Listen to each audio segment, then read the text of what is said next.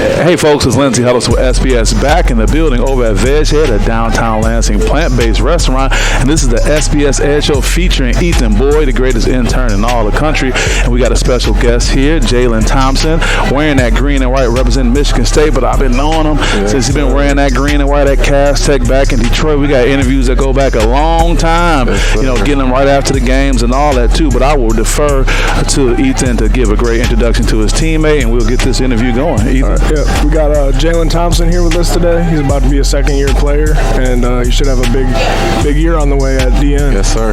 How you doing, man? Man, I'm doing good, man. I'm great to be a Spartan, man. I'm loving it here, and so since I stepped a foot in here, I had a great experience. Yeah, we talked about this when we were over here the other day, man. How fast time goes, because you were just, we were in college. You talked about being in the Cass room. Shout out to your coach, Coach Marvin Russian. Oh yeah, my over guy. at Cass, yeah. And I think when we first sat down, were you a junior at the time?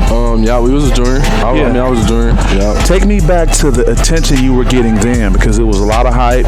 You had all those other schools on the board at the time, and talk about from that moment right there as a junior to here we are right now in your second year, and what that experience has been like for you. I would say as a junior, man, I mean, you had offers. I had offers left and right. You probably had more offers than most kids in the state. Most definitely. I would say, I had a good amount, but I stayed level-headed the whole time. I'm definitely a team player first, so Marvin Russian, he definitely kept me on top of everything. Kept me focused throughout my years. I would say my junior year, I had a great year, but I feel like my senior year was even better because we made it way farther. I mean, we started off bad, and then at the end of the year we picked it up. Like, one thing that I felt like that changed that whole season was the way how the seniors all came together. We all sat down one day and we was like, how can we make this team better? And it was literally in the middle of practice. We was like, we can't keep doing this because I think we lost like 2-3 games in a row. We can't keep doing this, and we had too much talent. We got young CJ in there, you got Lee, 4-year starter, you got Kamar, you got all these different talents, and we were trying to figure out a way to put all these talents into one thing. So we all sat down, we figured out a way, and I feel like ever since that day our season changed, and we made it to right before the playoff game. Right before the championship, where we end up losing to Belleville, unfortunately. But it was still a great season. I wouldn't change nothing. Tom Izzo says a player-led team is always better than a coach-led team. Most definitely. And that was it. Ethan, what you got for our guests? Yeah, just getting to meet you these past couple years, and so I was wondering, is there anything like someone or something where you learn to be so humble? Because like we just said, big recruit out of high school. A lot of people aren't. They're not always going to be like friendly. Right. I would say my biggest thing is my parents. Like, they showed me. Say their names. Saquana Thompson and Kevin Thompson. They was a big role in me. Not saying I had the best childhood growing up, but they showed me right from wrong. He taught me how to be a man. My mom taught me how to take care of women. He taught me my role in life and what I need to do, how to be a young man growing up in society. And then just knowing the fact that, next day not promised, so don't be out here just doing anything. Always be humble, remain humble, Thank to the man, the man above, God come first. And I just feel like with that type of mindset, it just helped me throughout my whole process with, make sure I stay on track, and don't never take nothing for granted. Gotcha. Ethan, that's a great question for a segue that we can do. We had a great conversation that wasn't about football. We got to talk about relationships. We got to talk about, what's important to you. Ethan, you were able to chime in on that too. Talk about off the field, what things are important to you, and also as it relates to the people that you befriend, whether it's a male friend that you can hang out with as a buddy or a female friend who could potentially be a companion as well. What are some important qualities and traits? I would say surround yourself with people that got similar goals. If it don't got to be football, it don't got to be. I don't know if she can go to the NFL. That's what I'm saying. So it don't got to be sports. It could just be anything. Achieving. As long as you got something set for yourself, some goals set for yourself, and some achievements, like you said, that you want to achieve in your future, I feel like, them the type of people you need to surround yourself with. How do you pick up on someone, particularly a female, that has that kind of mindset? How do you what are things you can pick up on to know that? Just see how she carry herself. If she a lady, a female, not so just dibbling dabbling in certain things. If she got her head on straight, making sure that she got, not saying it's a problem if you don't, but those who have a good support system around them are females that's good that that got their head on straight, have a good future ahead of them.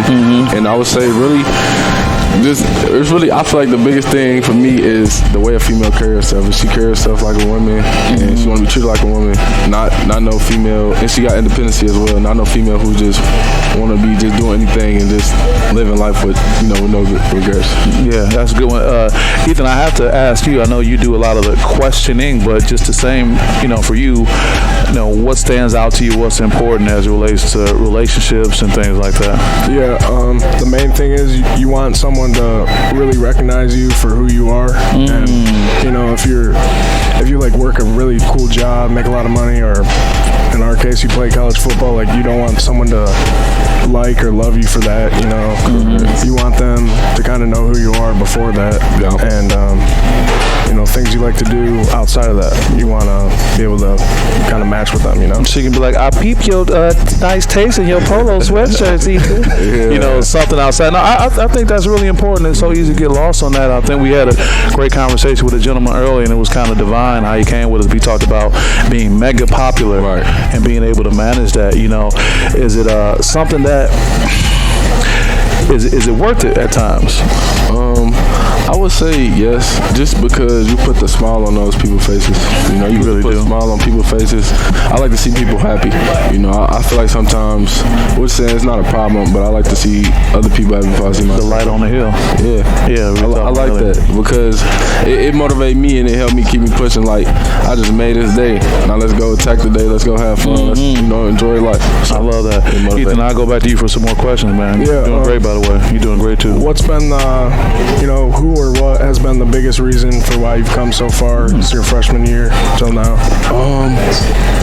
Back again, probably I would say my parents. They the motivators. My grandmother. What's your grandmother's name? Rita. I call her Rita. So, call her grandma. But we love grandmas. Just a side note, I named my daughter after my grandmother. When we got married, my ex-wife and I now, respectfully, my daughter's first name is Malin, and her middle name is Helen, being my grandmother and her grandmother. So grandmother's boy, that's the deal. My grandmother's birthday, she passed, was yesterday.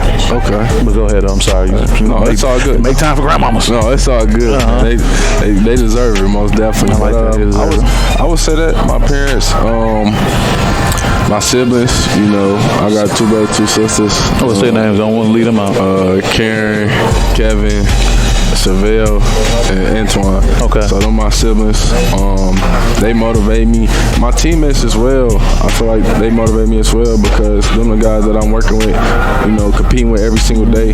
So all of them motivate me to where I am today is what I would say. And I would say coaches as well. They call, check up on you, make sure you're doing the right thing. So. Yeah. You showed some excitement when you were talking about the transition that's taking place with Coach Jonathan Smith and what your role may be like, and even your position room being a little bit small and a little bit more intimate. You talk about that a little bit? I like that.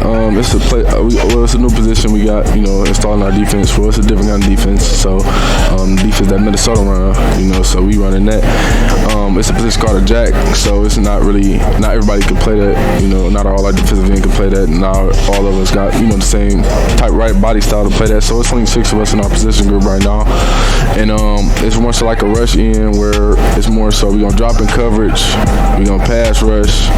We're going to do it's basically like a linebacker, but playing DN as well. So I really like that. I get it. I got a follow-up, and Ethan, I'll defer back to you, so I know you have yours on deck. Talk about the playbook and the importance of learning the playbook, and if you can go back and talk to some of your former high school teammates or just give any advice for anyone about preparing for the playbook. And Ethan, you probably can chime in on that too before your next question. What do you think? I would say it's very important. I mean, knowing the playbook allows you to play fast.